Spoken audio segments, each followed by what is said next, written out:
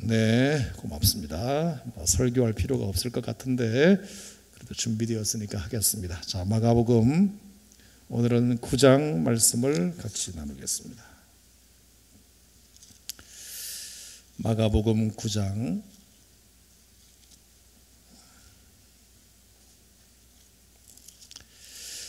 자, 마가복음을 강의한 것이 꽤 오래된 것 같은데 아직도 9장에 머물고 있는데요.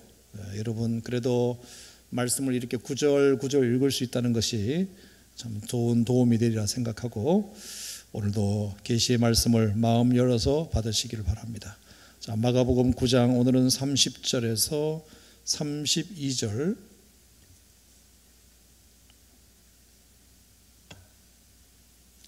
마가복음 9장 30절에서 32절 자, 다 같이 함께 봉독합시다. 시작. 그곳을 떠나 갈릴리 가운데로 지날새 예수께서 아무에게도 알리고자 아니하시니 이는 제자들을 가르치시며 또 인자가 사람들의 손에 넘겨져 죽임을 당하고 죽은 지 3일 만에 살아나리라는 것을 말씀하셨기 때문이더라.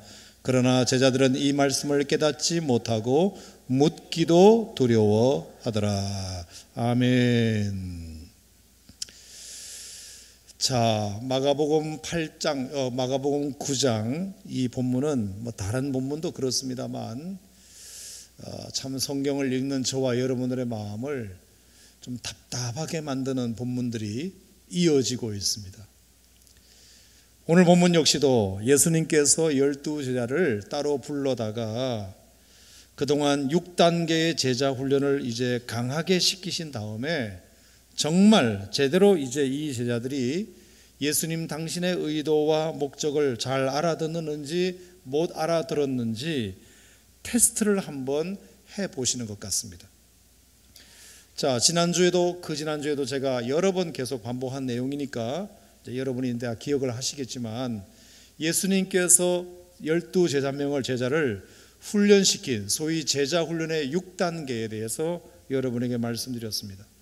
첫 번째 1단계는 너희는 나를 누구라 하느냐, 너희들에게 나는 누구냐, 제자들이 믿고 따르는 예수님에 대한 분명한 고백, 그것을 먼저 주님이 물으시는 것이 제자 훈련의 1단계였습니다. 2단계는 너희는 내게 누군 줄 아느냐, 이것입니다. 너희들은 누군 줄 아느냐, 예수님의 제자들의 정체성, 자신들의 정체성에 대하여 예수님은 말씀해 주기를 원하셨습니다.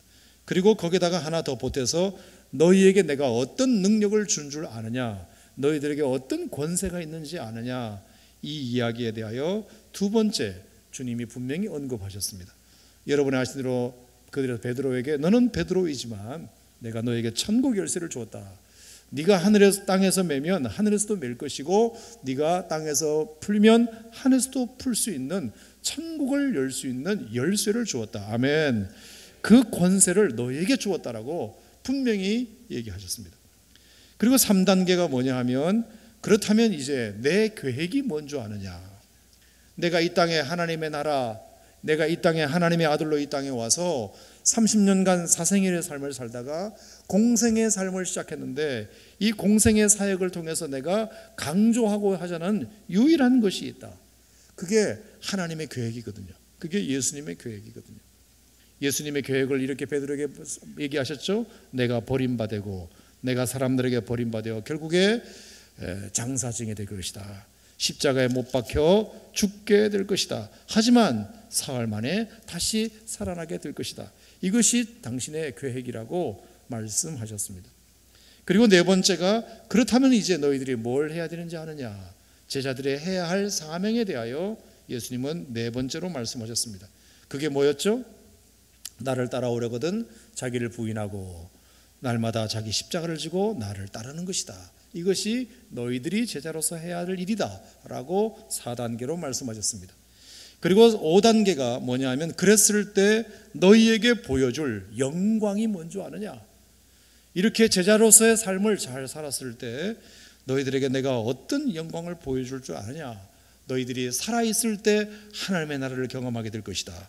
그러면서 변화산에 데리고 올라가셔서 정말 듣도 보도 못했던 하늘의 그 광채, 그 영광스러운 광채, 예수님이 정말 흰옷 입은 천사로 싹 변하시면서 엘리야와 모세와 함께 예수님이 대화하시는 그 모습을 보여주십니다. 이것이 바로 예수님을 따르는 사람들이 보게 될 광채, 영광, 하나님을 잘 믿는 사람들에게 주시는 보상임을 분명히 말씀해 주셨죠. 그리고 마지막으로 여섯 번째가 내가 너에게 준 이 권세와 능력은 어떻게 발휘되는 줄 아느냐. 그게 이제 귀신 들린 아이의 병을 고치시면서 예수님께서 지난주에 말씀하신 기도 외에는 다른 것으로는 이런 종류가 나갈 수 없느니라. 결국 너희들에게 내가 많은 권세를 주었으나 이 권세가 기도로 뒷받침되지 않으면 절대로 그것은 능력으로 나갈 수 없다. 이렇게 6가지로 말씀을 하셨습니다. 자, 여기까지가 이제 예수님의 제자 훈련 6단계였습니다. 자, 그러면 이제 제자 훈련이 끝났으니까 예수님께서 이제 한 번 더 복습 차원에서 오늘 이 말씀을 다시 물어보시는 것 같습니다. 제대로 이 6단계가 그들에게 제대로 된 가르침이 되었는지를 예수님께서 한 번 더 테스트하시고 점검해 보시려는 것 같습니다.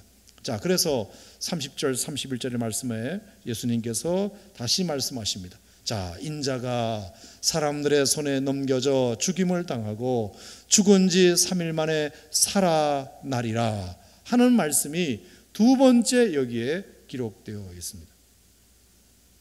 자, 이것은 첫 번째 언제 얘기하셨죠? 베드로에게 하신 말씀입니다. 8장 31절에 베드로에게 예수님이 먼저 말씀하셨지만 그때는 베드로가 이 말을 못 알아들었습니다. 그래서 예수님께서 강하게 제자 훈련을 시키신 다음에 이제 9장에서 다시 한 번 더 베드로에게 했던 그 말을 그대로 또 한 번 반복하고 계십니다. 이제는 내가 하는 말이 뭔지 무슨 말인지 저들이 알아들었겠지 하는 기대하는 마음으로 인자가 사람들의 손에 넘겨져 죽임을 당하고 죽은 지 3일 만에 내가 다시 살아나게 될 것이다. 예수님 당신의 계획에 대하여 비전에 대하여 분명히 제자들에게 한 번 더 언급하십니다.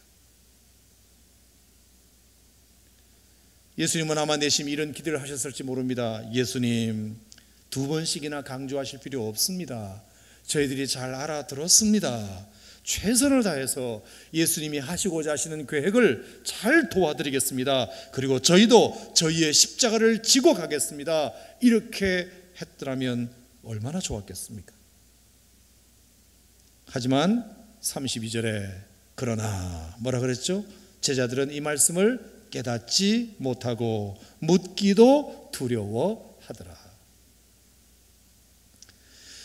예수님의 제자 훈련이 잘 먹혀들었는지를 예수님께서 이제 당신의 계획을 한 번 더 말씀하심으로 제자들이 그 믿음이 어느 정도 수준에 이르렀는지를 점검해 보려고 하셨는데 역시나 제자들은 이 말씀을 아직도 깨닫지 못하고 심지어 묻기도 두려워하였다.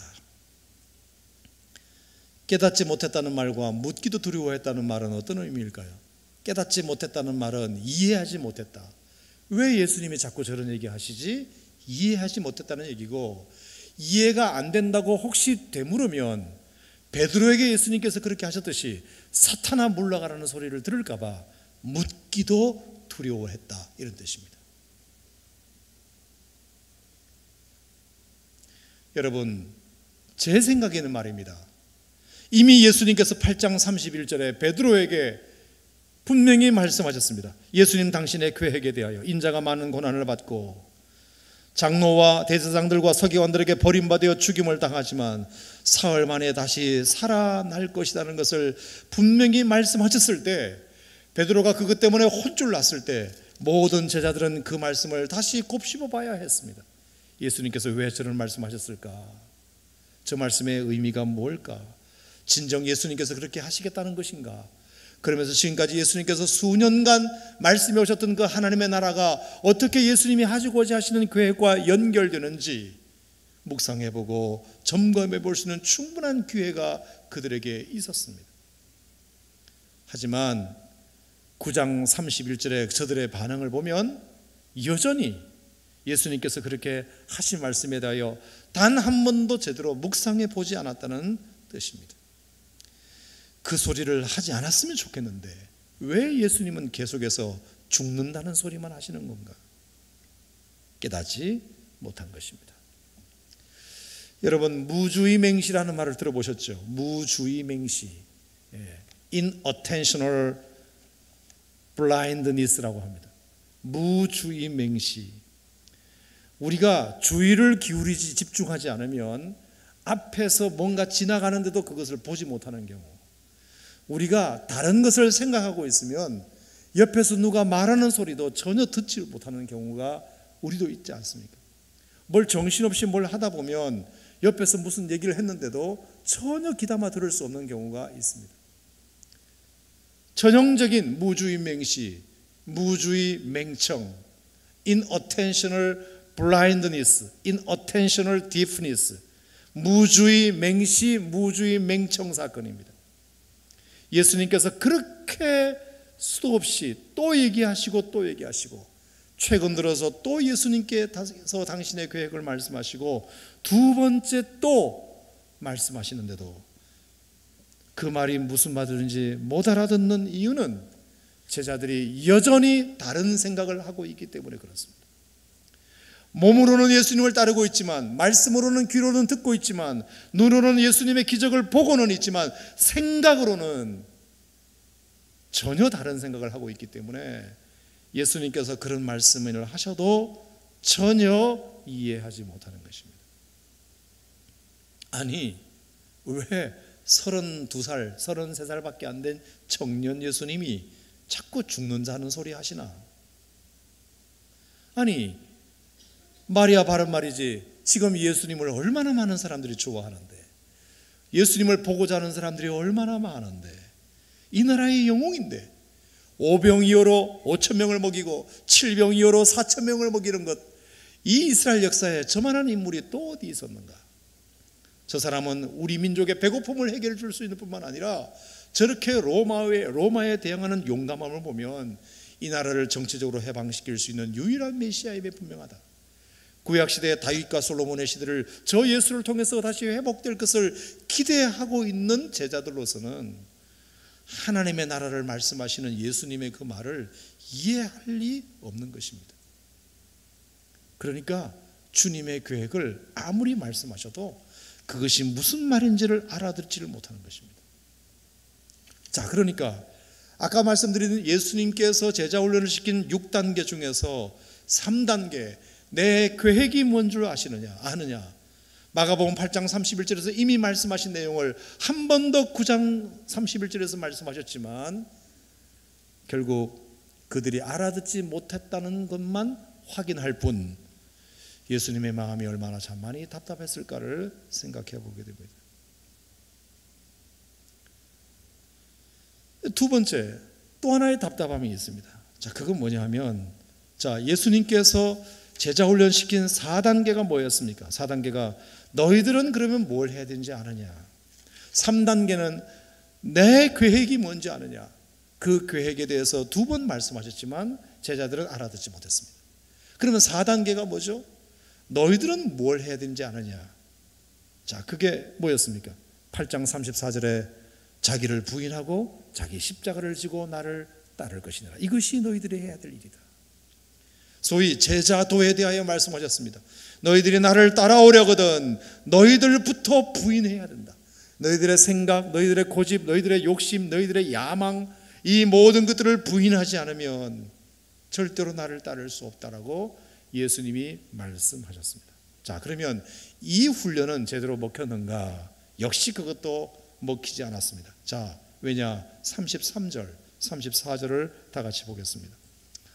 마가복음 9장 33절 시작. 가버나움에 이르러 집에 계실새 제자들에게 물어 이르시되 너희가 길에서 서로 토론하는 것이 무엇이냐? 자, 너희가 길에서 서로 토론하는 것이 무엇이냐? 얘들아, 아까 이렇게 길을 걸어오다가 보니까 너희들이 막 뭔가를 토론하던데 무슨 일 가지고 토론했느냐? 혹시 하나님의 나라를 가지고, 하나님의 나라의 일을 가지고 토론했는가? 예수님이 기대를 가지고 물으셨죠. 하지만 아니었습니다. 자, 34절 그들이 길에서 토론한 내용은 뭐였죠? 그들이 잠잠하니 이는 길에서 서로 누가 크냐 하고 쟁론하였습니다. 누가 크냐? 앞으로 예수님께서 이스라엘의 정권을 잡게 되면 누가 크냐? 누가 군번이 빠르냐? 누가 입사가 빠르냐? 누가 나이가 많이 먹었느냐? 누가 예수님을 위하여 더 많은 공을 세웠느냐? 누가 더 주님이 인정하는 제자냐? 누가 더 많이 기부금을 많이 냈냐? 누가 더 많이 공을 세웠냐? 누가 더 나이가 많냐? 누가 먼저 입사했냐? 누가 더 크냐? 영광받을 생각만 했던 것입니다. 주님이 분명히 제자훈련 4단계에 말씀하셨습니다. 너희들이 해야 할 일은 그러므로 자기를 부인하고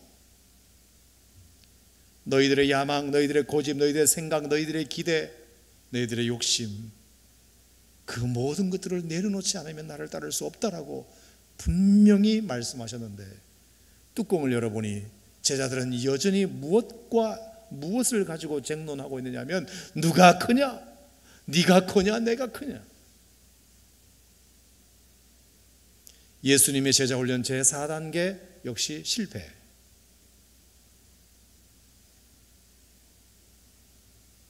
모두가 다 첫째가 되려고 하고, 모두가 더 예수님 곁에 앉으려고 하고, 모두가 더 높은 사람이 되려고 하고. 그래서 예수님이 또 한 번 얘기하신 것입니다.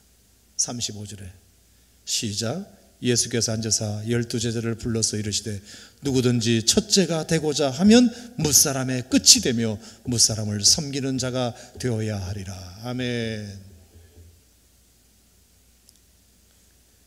예수님은 지금 계속 반복 교육을 시키고 있어요. 제자 훈련이 효과가 있는지, 잘 먹혔는지를 점검해 보시는 것입니다. 예수님이 그래서 나는 앞으로 이렇게 할 거야 그랬더니 제자들은 여전히 깨닫지 못하고, 너희들은 뭘 해야 되는지 아느냐? 내가 말했지. 너희들을 부인해야 된다고. 스스로 자신을 부인해야 된다고. 하지만 부인하기는커녕 누가 크냐? 누가 첫째냐? 이것 가지고 여전히 쟁론하고 있는 모습에 예수님 마음이 어떠셨을까를 생각해 보게 됩니다. 뿐만 아닙니다, 여러분. 제자훈련 제6단계가 뭐였습니까? 6단계. 하나님 아버지께서, 예수님께서 12제자를 부르실 때 마가복음 3장에 함께 있게 하시고 전도도 하며 귀신을 내어 쫓는 권능도 가지게 하려 하심이니라. 그리고 실제로 마가복음 6장에서 12절에서 권능을 주셨고 둘씩 제자들을 보내셨지만 그 제자들이 그 권능을 힘입어 귀신을 제어하는 능력을 실제로 행하는 역사를 경험하게 됩니다. 그렇죠. 그런데 마가복음 9장에 와서 지난주에 우리가 살펴본 대로 변화산에서 베드로와 야고보 요한이 내려오니까 9명의 제자들이 어쩔 줄 몰라 하는 장면을 연출하게 됩니다. 귀신 들린 아이를 한 아버지가 데리고 왔는데 9명의 제자들이 어쩔 줄 몰라 하며 고치지 못하고 있을 때, 내가 언제까지 너희를 참으랴? 믿음이 없는 세대여. 이것이 그냥 되는 줄 아느냐? 내가 너희들에게 귀신을 내어 쫓을 수 있는 권세를 주었거늘 너희들이 여전히 이렇게 하지 못하는 이유는 기도하지 않기 때문이다. 권세만 가지고 되는 것이 아니야. 그것이 능력이 되기를 원한다면, authority가 파워가 되기를 원한다면, 그것이 파워가 되기를 원한다면 기도하는 방법밖에는 다른 방법이 없다는 걸 왜 모르느냐? 주님이 그것을 가르쳐 주신 거잖아요. 그래서 예수님이 한 번 더 실험하시는 거죠. 너희들이 나로부터 받은 권세가 능력이 되려면 기도밖에 없다는 말씀을 분명히 하셨어요. 분명히. 그래서 너희들에게 그런 권세가 있으니까 그런 능력을 행하는 삶을 살라고. 그게 제자의 삶이라고 예수님이 분명히 말씀하셨죠. 자, 그런데 엉뚱하게도 요한의 질문에 이런 얘기가 나옵니다. 자, 9장 38절 다 같이 한번 읽어볼까요? 시작. 요한이 예수께 여짜오되 선생님, 우리를 따르지 않는 어떤 자가 주의 이름으로 귀신을 내쫓는 것을 우리가 보고 우리를 따르지 아니함으로 금하였나이다. 자, 이게 무슨 말이죠? 사도 요한이 예수님에게 어느 날 질문을 하는 것입니다. 선생님, 우리를 따르지 않는 어떤 자가 있었는데요. 우리를 따르지 않는, 그러니까 예수님을 전혀 따르지 않는 어떤 제자, 자기들도 잘 모르는 사람이에요. 그런데 그 자가 감히 주님의 이름으로 귀신을 내어 쫓는 것을 우리가 봤거든요. 아니, 어떤 자가 감히 우리를 따르지도 않는 예수님의 12제자도 아닐 뿐만 아니라 늘 우리 지근거리에서 우리를 돕는 자가 아닌 처음 보는 사람인데, 아니 예수님의 이름을 가지고 귀신을 내어 쫓는 것을 우리가 보고 하지 마라 그랬습니다. 무슨 권세로 너희들이 이걸 하느냐라고 자기들이 금해버렸습니다. 예수님 잘했지요. 아니 그건 우리가 하는 건데, 예수님이 귀신을 내어 줄 수 있는 권세는 우리에게 주셨는데, 분명히 우리에게 귀신을 내어 줄 수 있는 권능을 주셨는데 우리가 허락하지도 않았는데 자기들이 주님의 이름으로 막 귀신을 내어 쫓는 모습을 우리가 보고 나서 기분 나빠가지고 그걸 하지 말라고 금했거든요. 하지 말라고 금해버렸습니다. 잘했죠 예수님. 요즘 이상한 사람들 많아요. 이런 식으로 얘기한 거죠. 그랬더니 39절에 예수께서 이르시되 잘하였도다. 잘하였도다가 아니라 금하지 말라. 내 이름을 의탁하여 능한 일을 행하고 즉시 나를 비방할 자가 없느니라. 그러면서 40절에 우리를 반대하지 않는 자는 우리를 위하는 자니라. 여러분, 이게 얼마나 부끄러운 예수님의 제자로서 부끄러운 이야기인지 모릅니다. 감 잡으셨습니까? 예수님 생전 우리 곁에도 한 번도 오지도 않은 사람이 예수님의 이름으로 귀신을 내어 쫓고 있길래 기분 나빠서 우리가 하지 말라고 말렸습니다. 무슨 권세로? 그런 권세는 우리가 받았지, 예수님은 우리에게만 그런 권세를 줬지 너희들에게는 그런 권세를 주신 일도 없는데 어디 감히 예수님의 이름을 빌어 귀신을 내어 쫓느냐. 아주 요즘 이상한 사람들 많아서 저희들이 금했습니다. 그랬더니 예수님께서 금하지 말아라. 내 이름을 의탁하여 능한 일을 행하는 자는 비방받을 일이 아니다. 우리를 반대하지 않는 자는 다 우리를 위하는 자니라. 그렇게 말씀하셨습니다. 여러분, 이 말은 이렇게 의역할 수 있습니다. 내 이름으로 누군가 귀신을 내어 쫓았다고? 그리고 너희들이 그것을 금했다고? 지금 누가 누구를 비방하고 있는 거니? 내 제자가 아닌 사람들도 예수님의 이름을 힘입어 귀신을 내어 쫓는 권능력을 행하는데 너희들은 내 제자이며 기득권을 가진다고 하는 자가 내 이름을 사용하지 않는 네가 더 문제가 아니냐, 너희들이 더 문제가 아니냐. 권세는 너희들에게 주었거늘 너희들이 여전히 그것을 실습하지 아니하고 능력으로 발휘하지 못하는 무능함을 탓해야지. 자격도 없는 사람이 예수님의 이름을 가지고 귀신을 내어 쫓는다고 해서 기분 나빠할 일이냐, 그게. 그렇게 말씀하시면서 우리를 반대하지 않으면 우리를 위하는 자다. 이 말은 뭐죠? 오히려 너희들이 나를 위한 자가 아니라 오히려 너희들이 나를 방해하고 있는 자다. 예수님의 12제자들이 오히려 예수님을 위한 자들이 아니라는 것을 지금 반증하시는 것입니다. 여러분, 이것은 참 예수님이 어떤 면에서는 제자들에게 자존심 상하게 하신 얘기일 수도 있습니다. 이미 마가복음 3장에서 이미 마가복음 6장에서 예수님의 제자들을 부르실 때부터 나와 함께 있게 하며 전도도 하며 귀신을 내어 쫓는 권세를 주시기 위함이다. 예수님이 12제자들에게 주신 놀라운 특권, 귀신을 내어 쫓는 권능을 주신 줄로 믿습니다. 아멘. 그 놀라운 권능을 저희들이 그냥 가지고만 있었을 뿐 한 번도 제대로 행하지 않은 것에 대하여 기득권만 가지고 있었지, 그것을 믿음으로 반응하며 행하려고 하지 않았던 그 모습이 얼마나 어리석은 것인지에 대해서 주님은 말씀하고 계신 거죠. 여러분, 이 제자들의 무능함이 우리들에게 주는 교훈은 뭘까요?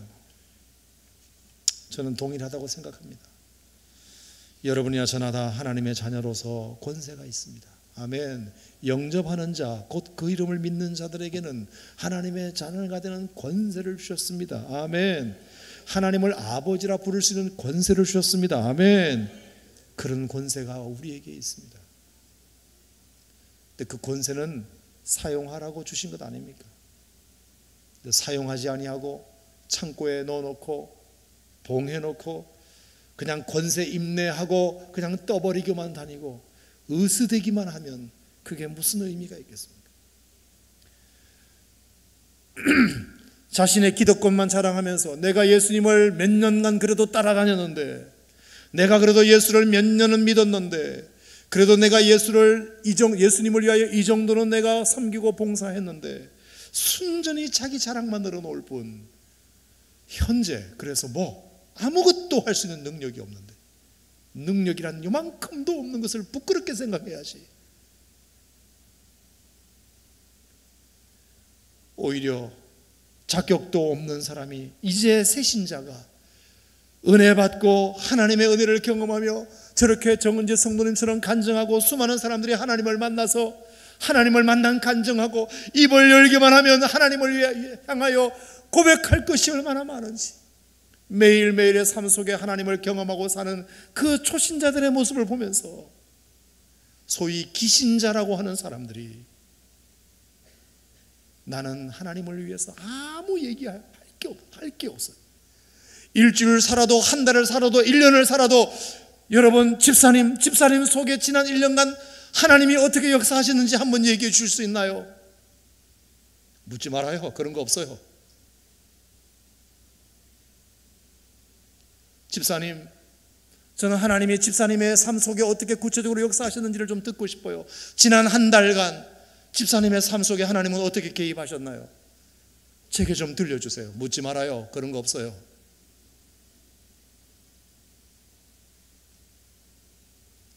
오히려 처음 믿은 사람은 하나님을 만난 그 뜨거운 감사, 그 감격이 매일매일 저들에게 새로운 간증거리들을 만들어내는데, 예수님의 제자들은 그런 권세를 받았음에도 불구하고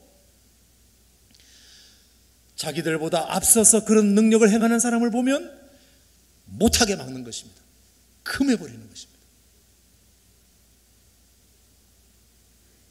이건 막을 일이 아니라 우리가 부끄러운 줄 알아야 되는 것이죠. 우리가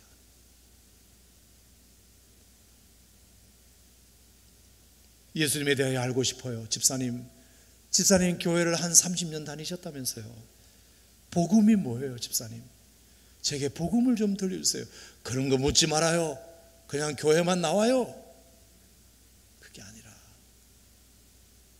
복음을 묻고자 하면 복음을 얘기할 수 있어야 되고, 집사님이 경험하신 하나님에 대하여 제게 좀 말씀해 주세요 하면 얘기할 수 있는 거리가 있어야 되고, 여러분, 오늘 이 예수님의 제자들의 무능함을 제가 이렇게 적용하는 것이 기분 나쁘신가요?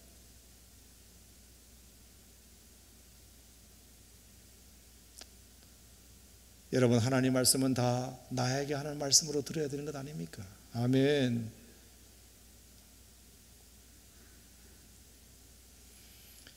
기득권이 중요한 것이 아니라, 권세가 중요한 것이 아니라, 우리의 연조가 중요한 것이 아니라, 오늘 내가 하나님을 경험하고 있는가, 그것이 오늘 내 신앙을 살아있게 만드는 유일한 동력이라고 저는 믿습니다.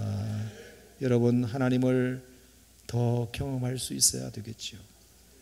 제자들은 결국 그 권세만 가지고 여전히 누가 크냐 쟁론하고만 있고, 예수님이 당신의 계획을 말씀하셔도 그 말이 무슨 말인지 전혀 이해할 수 없고, 그러니 오래는 됐는데 아무런 능력도 없는 무능한 제자가 되고 말았던 것입니다.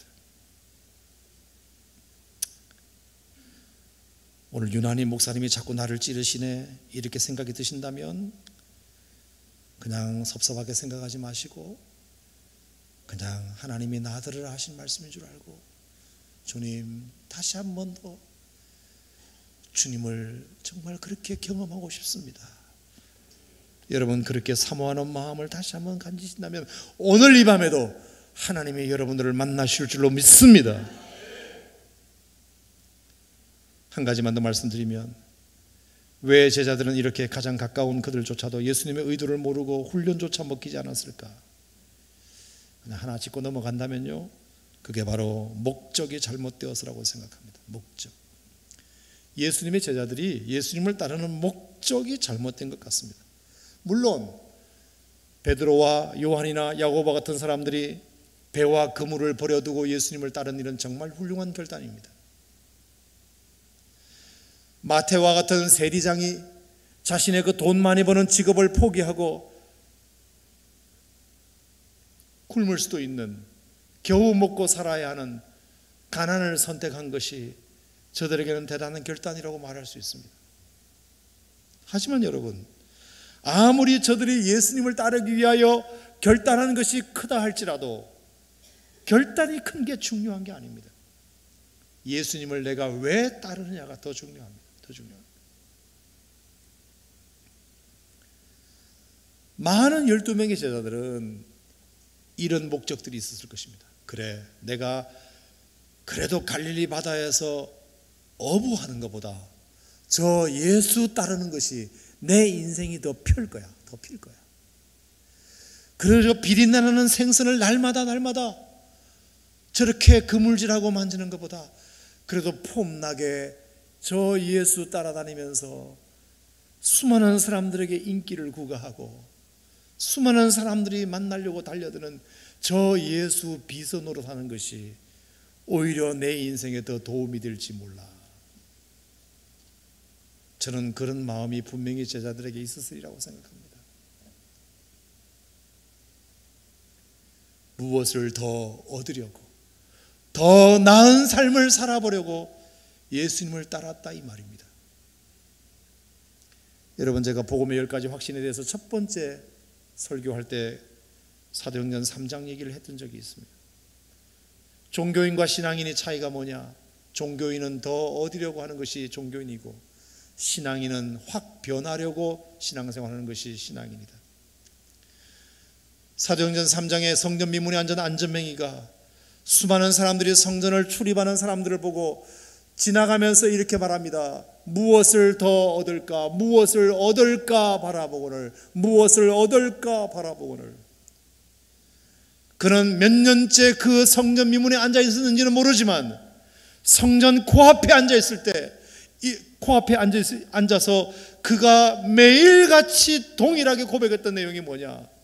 무엇을 더 얻어볼까 하는 것이었습니다.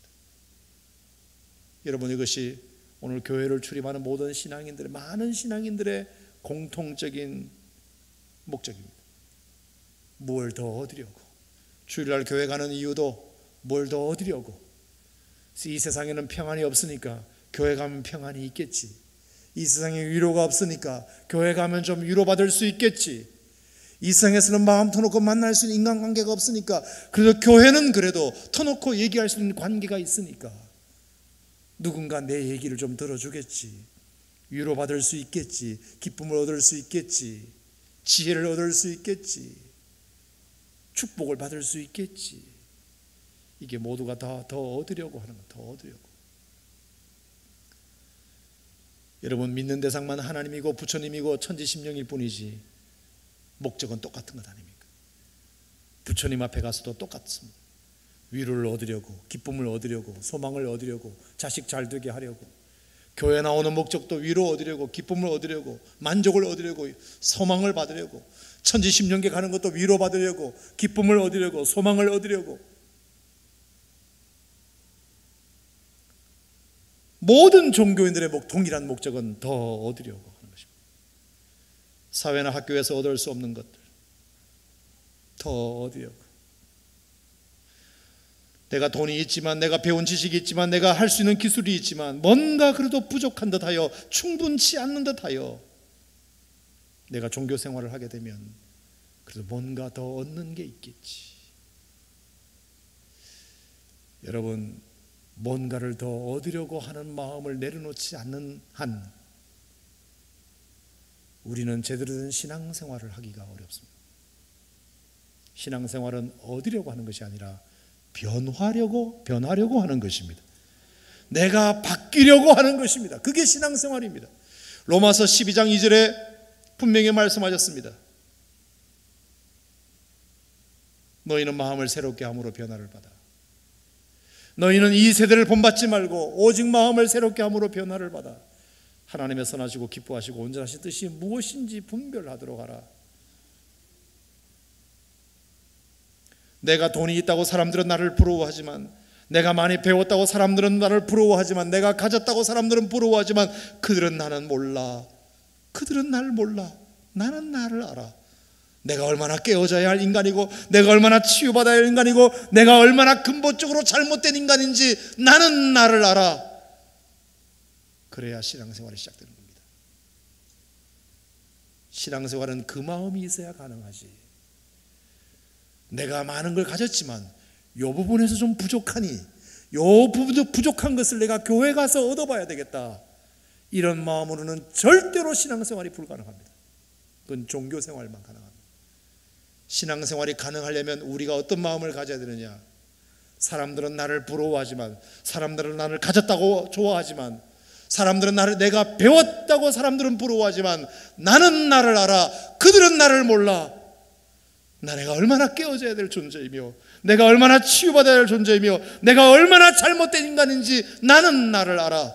이거 바뀌지 않으면 나는 구제불능이야. 이 마음 가지고 교회 나올 때 신앙생활은 시작되는 줄로 믿습니다. 여러분, 제자들이 왜 예수님이 그렇게 3년 동안 데리고 다니고 수많은 기적을 보여주고 수많은 말씀들을 전하고 했지만 결국에 예수님의 마음을 이해하지 못했을까요? 그 이유 때문입니다. 제자들의 마음속에도 더 얻으려고, 그러니까 보세요, 누가 첫째일까? 누가 첫째일까를 시간만 나면 싸우는 것입니다. 누가 입사 선배냐? 누가 나이가 더 많냐? 누가 예수님의 나를 더 좋아하냐? 누가 예수님을 위해서 더 많은 공을 들였느냐?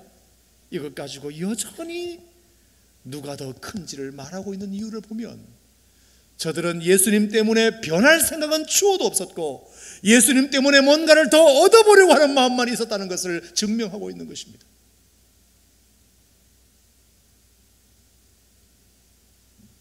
그러니까 예수님이 십자가에 나 죽어야 돼. 그러니까 베드로가 뜯어말리는 것입니다. 예수님 어디 가서 그런 소리 하지 마세요.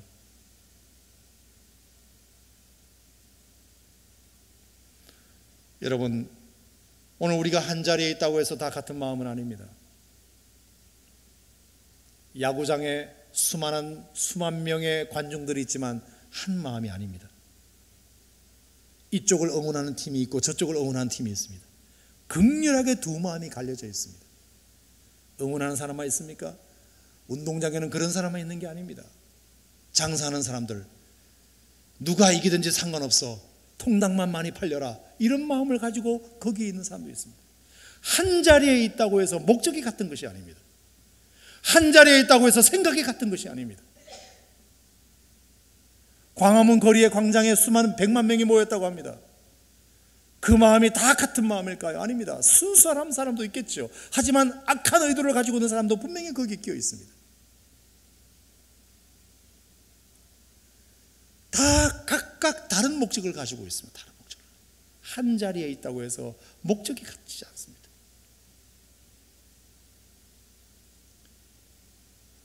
한 예배당에서 한 시간에 같은 설교를 듣고 있어도 다 다를 수 있습니다. 예수님을 따르는 12명의 제자들이 같은 공간에 있어도 생각이 다를 수 있습니다. 여러분, 목적이 분명해야 됩니다. 목적이 분명해야 됩니다. 우리가 예수님을 왜 따르는가, 그 목적이 분명하지 못하면 주님은 오늘 제자들에게 안타까워하셨듯이, 한탄하셨듯이 주님은 우리가 기쁨의 대상이 아니라 우리를 볼 때마다 안타까워하실 것입니다. 아직도 왜 내 말을 못 알아듣느냐? 왜 너는 여전히 내 말을 아직도 못 알아듣느냐? 주님이 우리를 위하여 기뻐하셔야 되는데 여전히 우리 때문에 안타까워하실 것입니다. 목적이 분명하지 못하면. 그렇다면 우리의 신앙의 목적은 무엇이 되어야 할까요? 저는 말씀을 통해서 오늘 이렇게 결론을 좀 내려보겠습니다. 자, 이사야 6장 말씀을 찾아보겠습니다. 우리의 신앙생활의 세 가지 목적은 저는 이것이어야 된다고 생각합니다. 우리가 왜 교회를 가야 되고, 왜 우리가 하나님을 믿어야 되고, 왜 우리가 신앙생활을 해야 되는지, 신앙생활에 놓쳐서는 안 될 중요한 목적 세 가지. 여러분, 이 세 가지를 붙들어 우리가 하나님을 믿게 된다면 정말 하나님의 큰 기쁨이 되리라 저는 분명히 믿습니다. 첫 번째, 6장 3절, 이사야 6장 3절 다 같이 읽어봅시다. 시작. 서로 불러 이르되 거룩하다 거룩하다 거룩하다 만군의 여호와여 그의 영광이 온 땅에 충만하도다 하더라. 할렐루야. 신앙생활의 첫 번째 목적, 하나님의 영광을 위함이다. 하나님의 영광을 보기 위한 것이 목적입니다. 왜 우리가 신앙생활 하느냐? 왜 오늘 우리가 교회에 왔느냐? 하나님의 영광을 찬양하기 위해서입니다. 하나님의 영광을 눈으로 넣기 위해서입니다. 아멘. 하나님의 영광 앞에 서기 위해서 신앙생활하는 것입니다. 첫 번째 신앙생활의 순수한 목적은 하나님의 영광 앞에 서는 것, 하나님의 영광을 찬양하는 것, 하나님의 영광을 높여드리는 것, 하나님의 영광을 고백하는 것, 그것이 신앙생활의 첫 번째 목적이 되어야 할 줄 믿습니다. 아멘. 두 번째 목적 5절입니다. 5절 시작. 그때에 내가 말하되 화로다 나여 망하게 되었도다. 나는 입술이 부정한 사람이요 나는 입술이 부정한 백성 중에 거하면서 만군의 여호와신 왕을 배웠음이로다. 두 번째 신앙의 목적은 나를 보는 것입니다. 내가 누군지를 날마다 들여다보는 것입니다. 화로다 나여 망하게 되었도다. 나는 입술이 부정한 사람이고 나는 부정한 사람이다. 나는 망할 사람이다. 여러분, 교회는 누구를 보러 오는 것입니까? 나를 보러 오는 것입니다. 나 자신을 보러 오는 것입니다. 영적인 대형 거울 앞에 자신을 비춰놓고 내가 얼마나 잘못된 존재인지를 그 거울 앞에서 들여다보는 것입니다. 신앙생활의 두 번째 목적, 가장 순수한 목적, 하나님 앞에 설 때마다 나를 점검하는 것입니다. 화로다 나는 망하게 되었도다. 세 번째 신앙생활의 목적은 8절입니다. 8절 다 같이 시작. 내가 주의 목소리를 들으니 주께서 이르시되 내가 누구를 보내며 누가 우리를 위하여 갈꼬 하시니 그때에 내가 이르되 내가 여기 있나이다 나를 보내소서. 할렐루야. 할렐루야. 하나님의 음성을 듣고 그 말씀을 듣고 순종하기 위해서 신앙생활하는 것입니다. 하나님 말씀이 어떤 말씀인지를 듣고 그 말씀에 내가 순종하고 반응하기 위하여 신앙생활하는 것입니다. 주의 목소리를 듣고 내가 여기 있나이다 나를 보내소서. 제가 그 말씀에 순종하겠습니다. 아멘입니까 여러분? 이것이 세 번째 신앙생활의 순수한 목적이에요. 그 외에 뭐가 있을까요? 저는 없다고 생각합니다. 왜 우리가 교회에 나와야 되느냐? 왜 오늘도 우리가 교회에 와야 되느냐? 왜 오늘도 우리가 신앙생활을 해야 되느냐? 하나님의 영광 앞에 서기 위해서입니다. 우리의 눈에 하나님의 영광으로 가득 채우기 위해서입니다. 이 세상 것들로 눈을 어지럽게 만들고 눈을 더럽게 만들었던 우리의 눈을 하나님의 영광으로 꽉 채워넣기 위해서 신앙생활하는 것입니다. 하나님의 영광의 빛을 딱 보면 다른 것은 보이지가 않습니다. 여러분, 갑자기 어떤 어두운 빛을 강하게 받아버리면 다른 것이 눈에 보이지 않잖아요. 하나님의 영광의 광채를 눈에 넣기 위해서 이보다 더 좋은 것이 어디 있으랴. 이걸 경험하면 다른 것은 눈에 안 들어와야 될 줄로 믿습니다. 그게 신앙생활입니다. 두 번째, 나를 들여다보기 위해서입니다. 화로다 나는 망하게 되었도다. 끊임없이 나를 점검하기 위해서 신앙생활을 하는 것입니다. 세 번째, 하나님 말씀이 무엇인지를 듣고 그 말씀에 순종하고 반응하기 위하여 신앙생활을 하는 것입니다. 그 외에 다른 목적이 있다면 얘기해 보십시오. 없습니다. 그거 외에 그거 외에 신앙생활의 가치를 매길 만한 것이 또 뭐가 있겠습니까?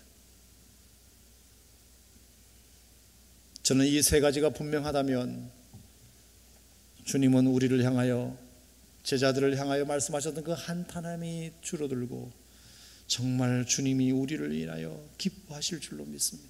아멘. 아멘.